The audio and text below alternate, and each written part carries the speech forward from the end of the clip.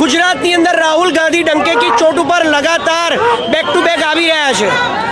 મોદીના ગઢ અને મોદીની લેબોરેટરીઝ બિહારથી લઈને ગુજરાતની અંદર આજે જ્યારે રાહુલ ગાંધી ડંકે કી ચોટ ઉપર આવીને કહી રહ્યા છે કે તમારા ગઢમાં આવ્યો છું, તમારા ઘરમાં આવ્યો છું અને 2027 જીતીને જઈશ, એટલે ડરી ગયા એટલે ઈડી આવી ગઈ. અને આ આજનું થોડું છે.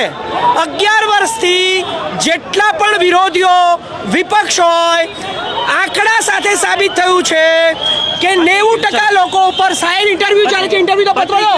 ના ઇન્ટરવ્યુ ચાલે છે, ઇન્ટરવ્યુ તો પૂરું કરવા દો. ના ઇન્ટરવ્યુ પૂરું કરવા દો. આ રીતે નહીં જવા દો. ઇન્ટરવ્યુ ચાલે છે, પણ બોલવાનો આઝાદી તો હોય.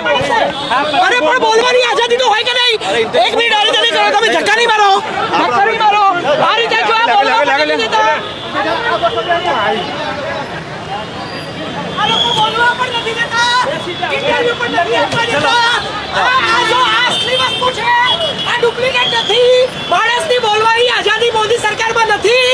માણસને બોલવા નથી દેતા, ઇન્ટરવ્યુ નથી આપવા દેતા, એનો અવાજ ઉભો નથી કરવા દેતા અને આવી રીતે પકડીને લઈ જાય છે. આ તમે જુઓ, આ સાક્ષાત્કાર છે કે મોદીની સરકારમાં રાહુલ ગાંધી બોલે કે રાહુલ ગાંધીનો કાર્યકર્તા બોલે, એને બોલવા દેવામાં આવ્યો નથી.